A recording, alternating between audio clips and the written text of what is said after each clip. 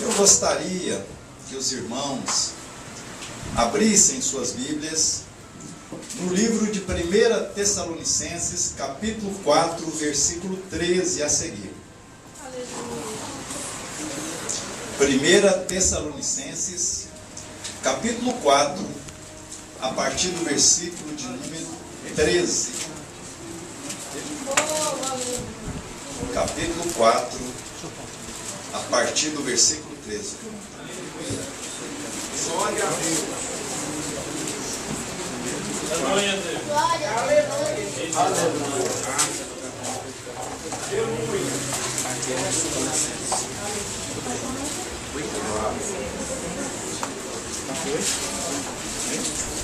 Capítulo 4, versículo 13 a seguir. E que diz assim: Não quero, porém, irmãos, que sejais ignorantes acerca dos que já dormem, para que não vos entristeçais, como os demais que não têm esperança. Cremos que Jesus morreu e ressurgiu. Assim também cremos que aos que dormem em Jesus, Deus os tornará a trazer com ele. Dizemos-vos isto pela palavra do Senhor, que nós, o que ficarmos vivos para a vinda do Senhor, não precederemos os que dormem. Pois o mesmo Senhor descerá do céu com um grande brado, a voz de arcanjo, ao som da trombeta de Deus, e os que morreram em Cristo ressurgirão primeiro. Depois nós, o que ficarmos vivos, seremos arrebatados juntamente com eles nas nuvens, para o encontro do Senhor nos ares, e assim estaremos para sempre com o Senhor. Portanto, consolai-vos uns aos outros com estas palavras. Vamos sentar, meus irmãos. Oh, glória a Deus. Senhor. Aleluia.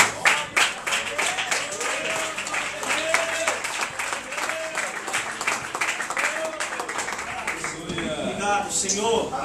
Meus irmãos, no livro de Tessalonicenses, capítulo 4, versículo 13, existe uma passagem bíblica que ela fala um pouco sobre o arrebatamento.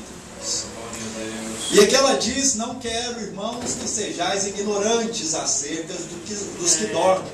Aleluia. E também diz que na época do arrebatamento, nós que estivermos vivos, não precederemos aqueles que dormem, aqueles que estão mortos. Aqueles que morreram em Cristo Jesus irão ao encontro do Senhor nos ares. E depois nós que estivermos vivos naquele momento, aqueles que estão em Cristo Jesus serão arrebatados com Ele. Mas, meus irmãos, depois de os mortos terem ressuscitado, o espírito de cada um deles, já com o Senhor, será reunido a um novo corpo ressurreto. Aleluia! Os cristãos vivos serão todos arrebatados. Aleluia! Deus, obrigado. Meus irmãos, a Bíblia nos relata algo muito precioso da palavra de Deus. Mas eu gostaria, irmãos, já que falamos aqui, a própria palavra de Deus, ela já resume o que é o arrebatamento e o que será o arrebatamento. Nós não sabemos nem o dia, nem a hora, nem o momento que isso acontecerá. Isso vai ser de surpresa, não temos aí uma data precisa do acontecimento. Mas a Bíblia diz que nós devemos ser vigilantes, estarmos vigilantes para que aquilo não nos pegue de surpresa, como um ladrão. Nós lemos na palavra de Deus que fala sobre as 10 virgens, e a Bíblia diz que aquelas 10 virgens estavam esperando o noivo, mas o noivo demorou para chegar. E pelo fato do noivo ter demorado a chegar, aquelas 10 virgens dormiram.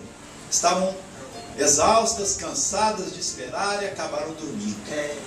Mas quando o noivo chegou, a Bíblia relata que daquelas 10, apenas 5 estavam preparadas para receber o noivo. Glória a Deus! 5 não tinha azeite na vasilha, não tinha unção.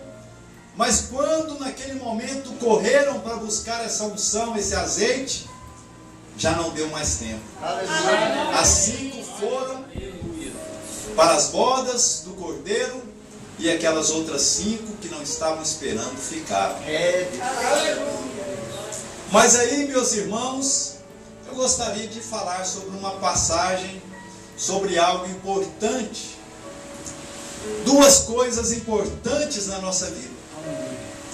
Uma das coisas é que existem muitas pessoas que estão dormindo, não talvez o sono físico, mas um sono espiritual. As pessoas talvez não tenham entendido que a felicidade se encontra na ação de agradar a Deus. As coisas deste mundo, elas são para serem usadas, e as pessoas para serem amadas. E as pessoas têm invertido esse sentido. Muita gente tem amado muito mais as coisas deste mundo do que as pessoas. Tem invertido esse valor. E o próprio Deus, a palavra de Deus, diz que como pode alguém amar a Deus que não viu, se não ama o seu próximo, aquele que ele viu?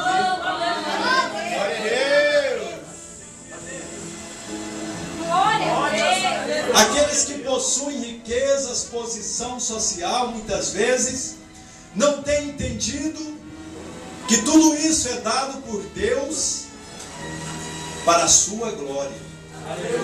Para que possamos glorificar a Deus através da nossa posição social, das nossas riquezas. As pessoas não têm entendido, têm muitas vezes ficado alheias à vontade de Deus, ao propósito de Deus na vida delas. Quantas pessoas têm sido negligentes? Quando nos aproximamos de Deus, irmãos, nós ficamos mais sensíveis. Nós passamos a reconhecer mais os nossos erros, as nossas fraquezas. Quer saber se você está próximo, mais próximo de Deus? É aquele homem que se quebranta. É aquele que muitas vezes acontece problemas na vida, mas ele tem coragem de se ajoelhar e dizer: Senhor, onde foi que eu falhei, meu Deus? De reconhecer o seu próprio erro. Mas quer saber uma pessoa distante de Deus, qual é o termômetro? É aquele que tudo que acontece, ele quer jogar a culpa nos outros. Não sabe reconhecer diante de Deus que ele falhou, que Deus quer que ele conserte para o seu próprio bem, não é para o mal. Você já viu aquelas pessoas que em tudo ele está certo, ele não volta atrás nunca? É porque está distanciado de Deus. Aqueles que se aproximam de Deus, eles estão quebrantados, um coração contrito, um coração que se humilha a cada instante e não tem dificuldade de reconhecer os seus erros, porque o poder de Deus faz com que ele reconheça tudo isso. E meus irmãos, nós podemos ver aqui, muitas pessoas estão dormindo espiritualmente, que precisam ser acordados para a realidade. Eles precisam acordar, irmãos. E nós vamos aqui citar alguns exemplos bíblicos. Sansão, ele dormiu e foi traído por Dalila e entregue aos filisteus.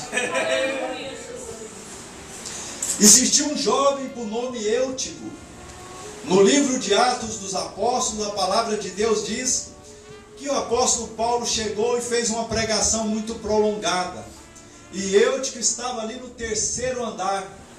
E ele caiu da janela e caiu morto no chão, porque ele dormiu. Mas o apóstolo Paulo, em nome de Jesus, ressuscitou aquele homem. Mas ele caiu porque estava dormindo. Espírito Santo. O próprio profeta Jonas desobedeceu a Deus, tomou um rumo desconhecido, contrário àquele da vontade de Deus, e dormiu no porão de um navio. Quando ele acordou, irmãos, a tempestade estava a ponto de virar aquele navio, porque ele dormiu, deixou ser levado pela tempestade, pelas ondas. E quantas pessoas estão às vezes dentro da igreja, pastor, estão dormindo e que precisam ser despertados. A vontade de Deus para a vida de vocês, irmãos, não é que vocês estejam dormindo, mas que vocês despertem para fazer aquilo que Deus quer na vida de cada um de vocês. Ele tem propósito na vida de cada um.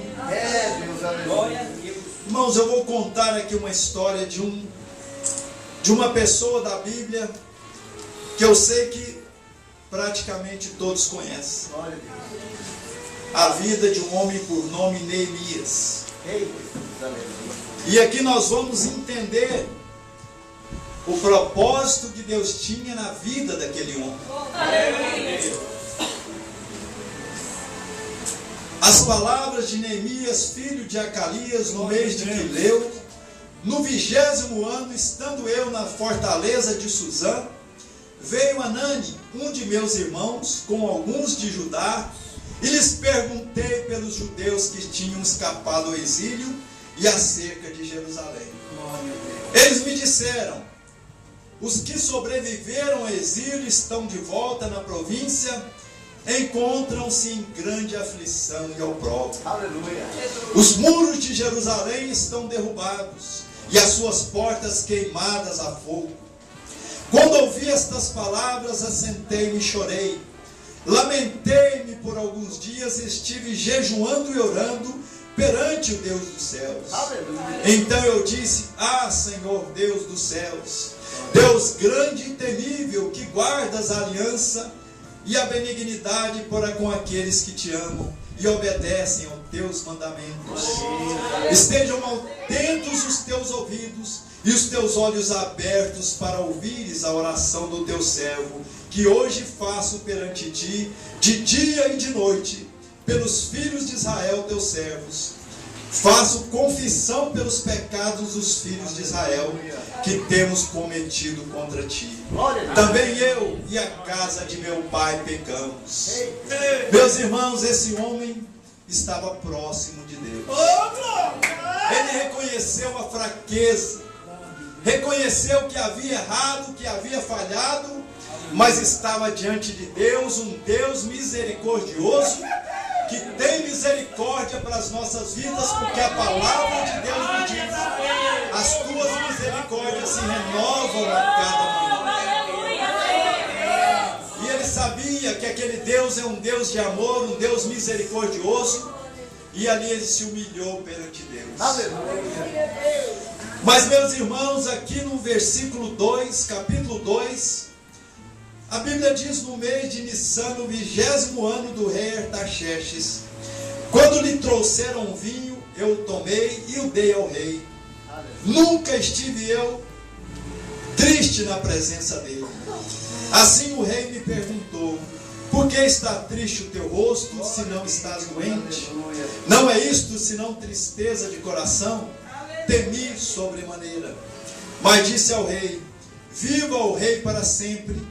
Como não estaria triste o meu rosto, estando a cidade, o lugar dos sepulcros dos meus pais, assolada, e tendo consumidas as suas portas pelo fogo?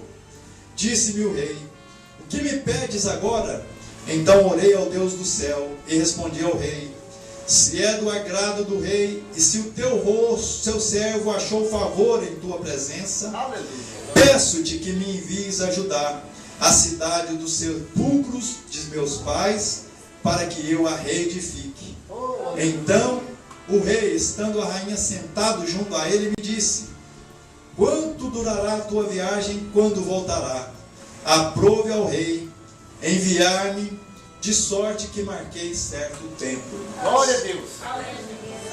Meus irmãos, Neemias era um homem que tinha uma posição elevada diante do rei Artaxerxes.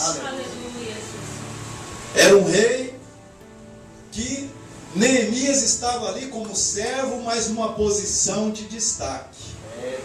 Neemias era tido como copeiro do rei. E qual era o papel, a função de um copeiro do rei?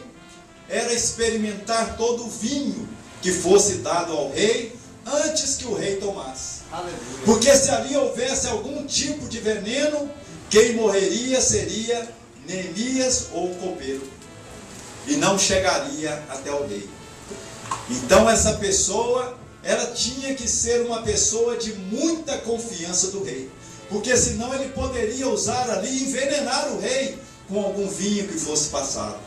Era uma pessoa de altíssima confiança e que gozava de um privilégio naquele reinado. E meus irmãos, mas quando Neemias ouviu falar que os seus irmãos, que os muros de Jerusalém estavam caídos, estavam derrubados, as suas portas, os seus portões queimados a fogo, aquele homem se quebrantou, meus irmãos. Aquele homem se ajoelhou diante de Deus e clamou pelo seu povo. Meus irmãos, Deus, aleluia. eu sou pastor, visito muitas igrejas, pastores. Mas eu fico muito triste muitas vezes, que às vezes as pessoas comentam: olha, aquele irmão, o filho dele, se envolveu no mundo das drogas. E muitas vezes tem pessoas que, ao invés de orar, de chorar por aquela vida, eu avisei, eu sabia que aquela pessoa não ia dar o que presta. Tem pessoas que não têm amor no coração, estão dormindo um sono espiritual, não se quebranta, não se levanta para estender a mão, para ajudar, para reedificar. Aleluia. E meus irmãos, tem pessoas que até hoje não sabem qual o propósito de Deus na vida dele. Deus, aleluia. Mas Neemias, naquele momento, irmãos, ele entendeu qual é o propósito, qual era o propósito de Deus na vida daquele homem. Ele soube entender que ele foi colocado ali naquela posição, irmãos, porque Deus tinha planos na vida dele. Meus irmãos, às vezes as pessoas pensam que Deus o abençoou para ser um gerente, para ser uma pessoa de destaque social, ou uma pessoa que tenha um poder aquisitivo alto, simplesmente para abençoar aquela pessoa. Mas não é só para isso, irmãos. Aquilo que Deus te dá, irmãos, é porque Ele quer usar você como instrumento de bênção para outras pessoas.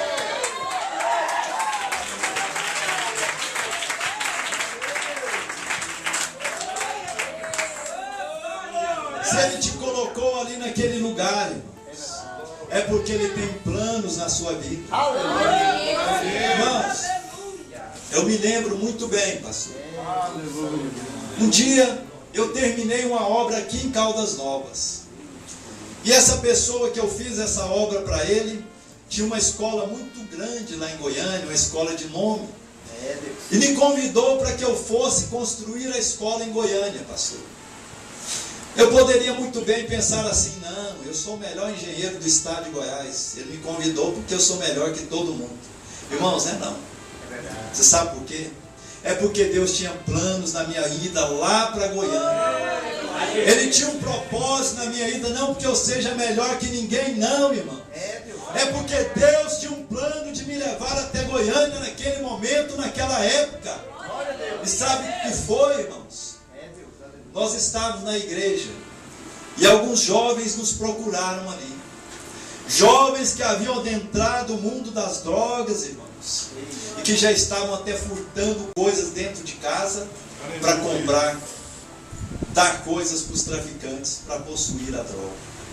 E nós ali abraçamos aqueles jovens. A minha esposa também estava ali, ela se lembra, ajudou, deu um apoio. E um daqueles jovens, irmãos, nos procurou E nós arrumamos uma casa de recuperação em Trindade, próximo a Goiânia.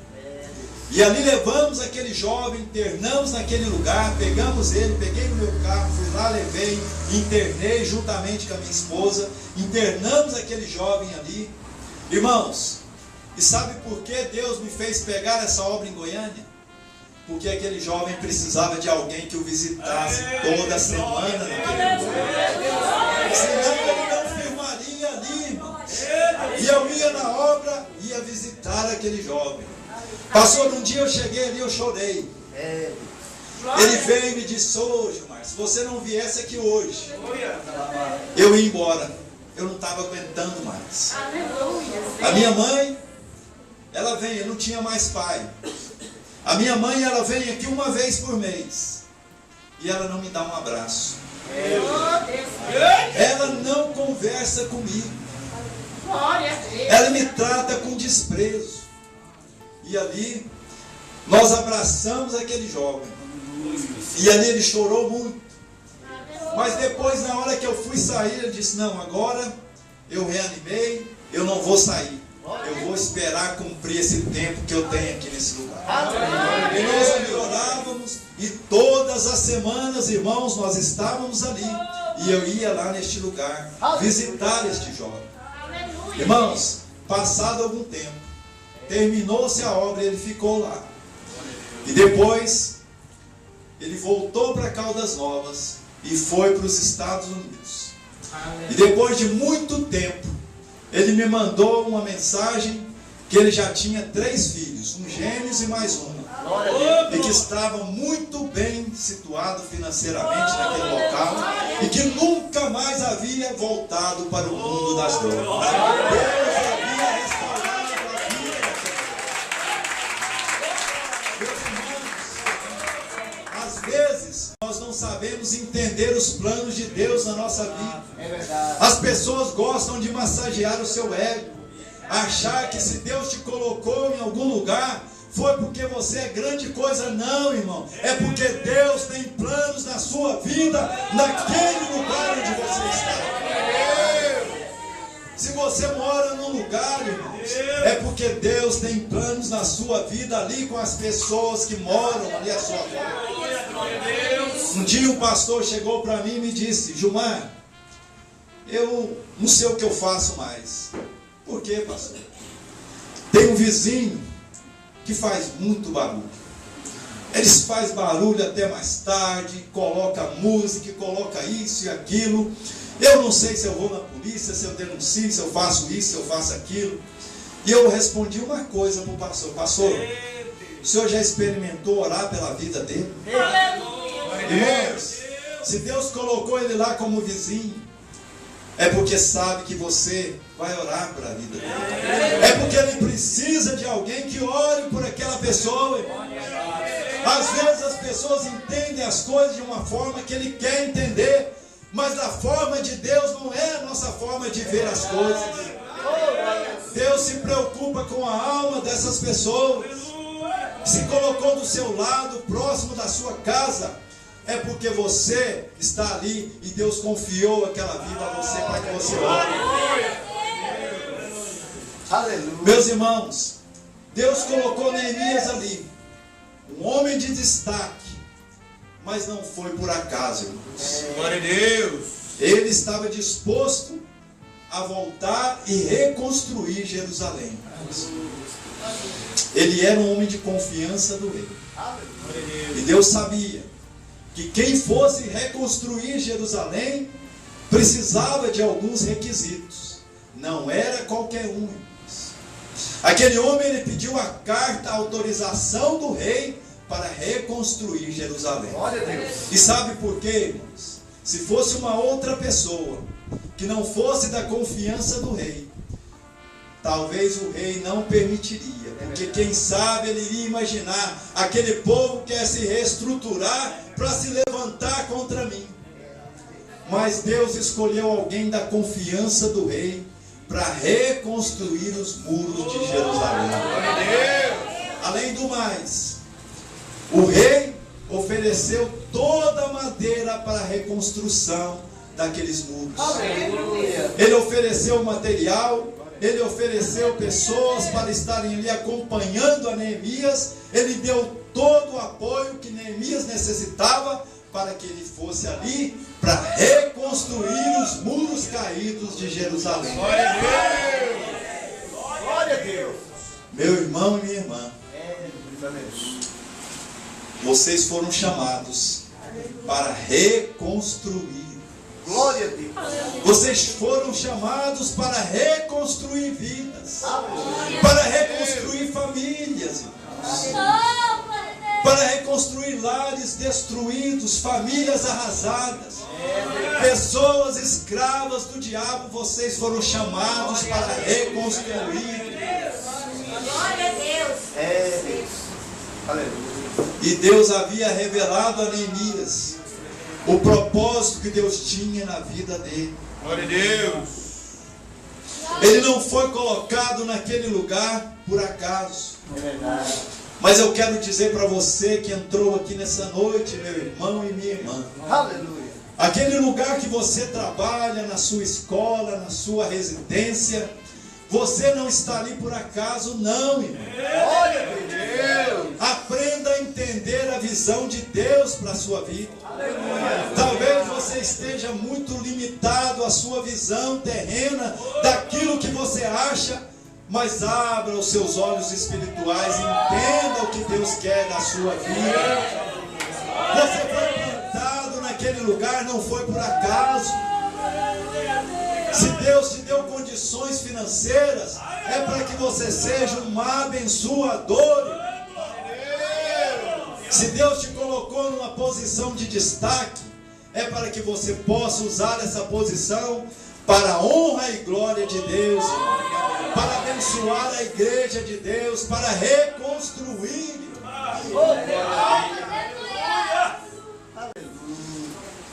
Nós podemos ver também a vida de José, irmãos. Ele foi vendido como escravo. Os irmãos o venderam por inveja, porque sabia que Deus tinha um plano na vida de José. Foi jogado numa cisterna, foi vendido como escravo, foi levado para o Egito. Glória a Deus. Mas ali, meus irmãos, sabe por que tudo isso aconteceu? Porque Deus tinha um plano na vida de José ali no Egito. É Deus. Aleluia. E algo me chama muita atenção na palavra de Deus no livro de Gênesis. Os irmãos de José, depois que eles voltaram ali para o Egito, que José se revelou a eles, que era o governador do Egito, os irmãos de José o temeram e disseram um para os outros: olha, quem sabe ele agora vai se vingar de nós pelo mal que fizemos a ele. Mas José respondeu para eles: não temais. Na verdade, vós intentastes o mal contra mim, mas Deus o transformou em bem. Não fostes vós que me enviaste para o Egito, mas sim Deus para a salvação, a conservação de vidas. Foi Deus que enviou José ali. As aparências parecem que foi por maldade dos irmãos, mas foi porque Deus permitiu que ele fosse para ali. Porque se José não estivesse ali naquela posição de destaque, o povo de Israel não haveria mais descendência, teriam morrido todos de fome, porque a fome foi no mundo inteiro durante 7 anos. E José ali havia guardado o mantimento e manteve o seu povo vivo e conservou a geração do povo de Israel. Não foi por acaso, não foi porque os irmãos foram mal, mas foi porque Deus havia determinado que ele deveria ser alguém de destaque para a conservação do povo de Israel. Glória a Deus. E Neemias, meus irmãos, ele tinha uma posição tranquila, pastor. Ele não tinha uma posição ali que ele precisava sair dali, não. Ele podia ficar porque ele era o copeiro de confiança do rei, uma vida tranquila, uma vida sossegada. Não precisava mudar daquele lugar. Ele podia se acomodar e dizer: não, deixa aquele povo para lá, que os muros fiquem caídos, que arrume outro. Eu estou muito confortável no meu lugar e eu vou ficar por aqui. Irmãos, Mas ele não ficou na posição de comodidade, na posição de conforto. Ele tomou uma atitude de fé, irmãos, e levantou para reconstruir os muros. Glória a Deus. Ele se levantou daquela posição de comodidade, de conforto. Irmãos, e muitas vezes as pessoas assumem uma posição de conforto. Glória a Está Deus. tudo bem, não é comigo, está acontecendo com outros, eu não estou nem aí, não vou nem ligar para isso. Mas Deus está te chamando porque Ele tem um propósito na sua vida. Aleluia. É você que Ele chamou para resolver esse problema dos muros caídos. Quem sabe é um muro caído de alguém que está trabalhando com você e que você precisa orar por aquela vida. Deus, aleluia. Não é se conformar, eu fui promovido, agora acabou, estou tranquilo, não precisa mais nada. Mas nós devemos meditar diante de Deus. Deus, o Senhor me colocou aqui. Aleluia. E o que o Senhor quer da minha vida neste lugar onde o Senhor me colocou. Aonde eu fui colocado, aonde eu moro, aonde eu estudo, aonde eu trabalho, Deus. por que eu fui promovido, qual é o objetivo que o Senhor tem em tudo isso que está acontecendo comigo? Deus. É tomar as nossas decisões baseadas na opinião de Deus. E às vezes, meus irmãos, nós vivemos num mundo hoje que as coisas são muito fáceis. A televisão, apenas um botão, aperta, ela liga. Abrir um portão, também aperta um botão, o portão se abre.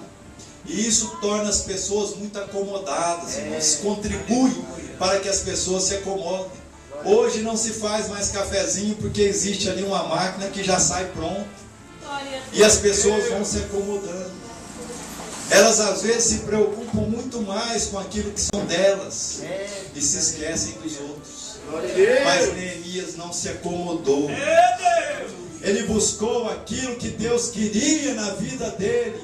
Ele soube compreender o propósito de Deus que havia na vida de Neemias. Glória a Deus. E ele se dispôs a cumprir o propósito de Deus na vida dele. Se dispõe a cumprir aquilo que Deus quer da sua vida.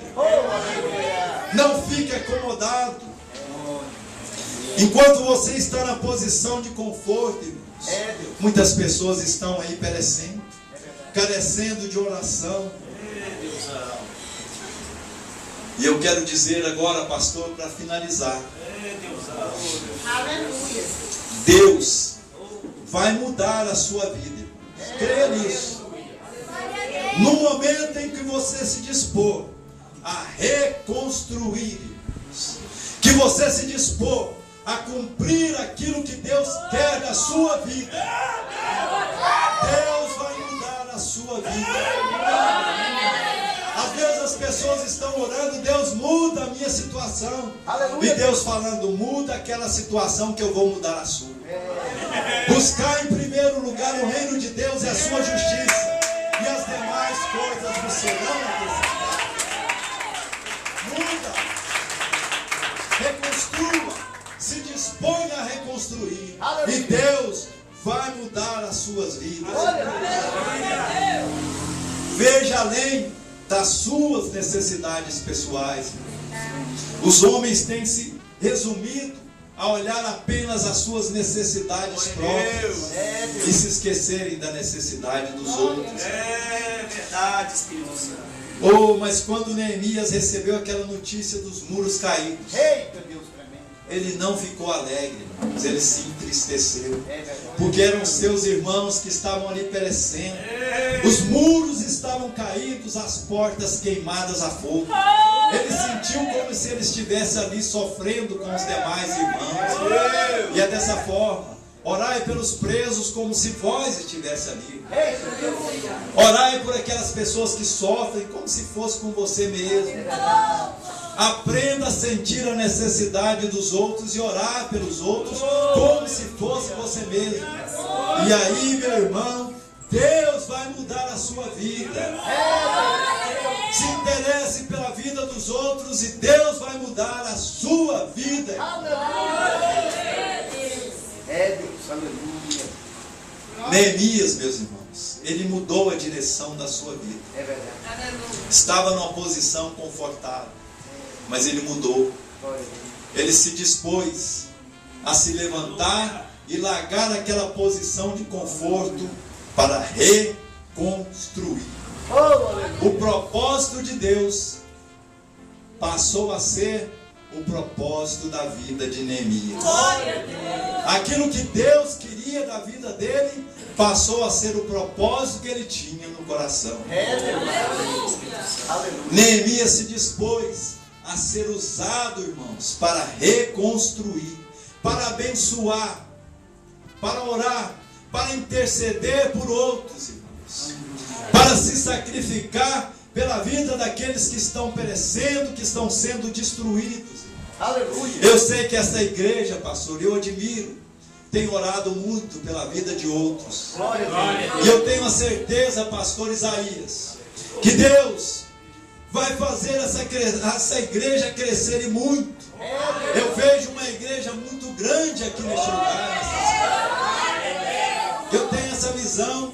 Quando eu vejo o pastor Isaías e a sua igreja, os seus obreiros, eu vejo que Deus tem planos nessa igreja. E ela vai ser uma das maiores igrejas dessa cidade. Porque é uma igreja que tem orado e se preocupado com a vida dos outros. Ela tem pagado preço em oração, em jejum, para reconstruir, para abençoar. Nunca se esqueça. Assuma a sua posição no reino de Deus.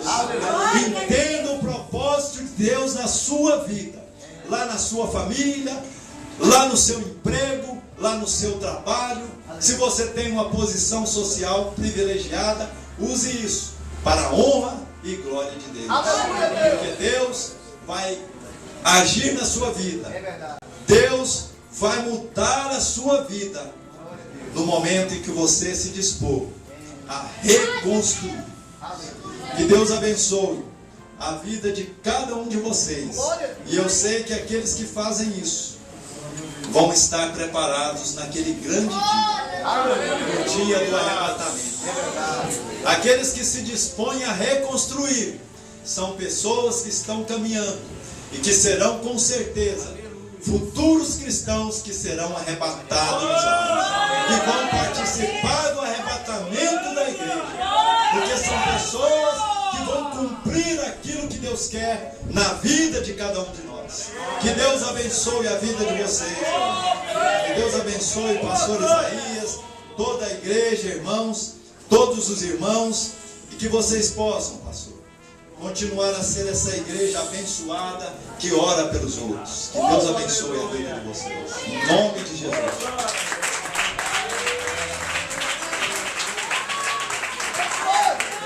Que maravilha, irmãos.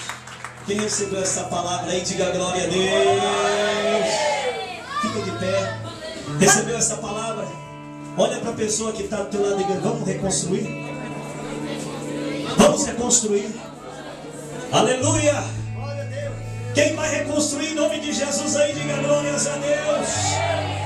Olha para a pessoa que está do teu lado e diga assim: olha, você vai ter que sair da sua zona de conforto, mas vale a pena. Vale a pena. Quem crê que vale a pena em nome de Jesus? Porque quando a igreja for arrebatada, você vai estar fazendo o que Deus mandou você fazer. Levanta a mão, vamos adorar a Deus.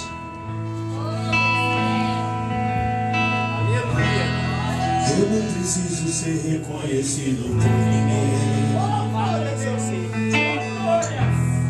A minha glória é fazer com que conheçam a Ti. E que diminua eu, para que Tu cresça, Senhor, mais e mais.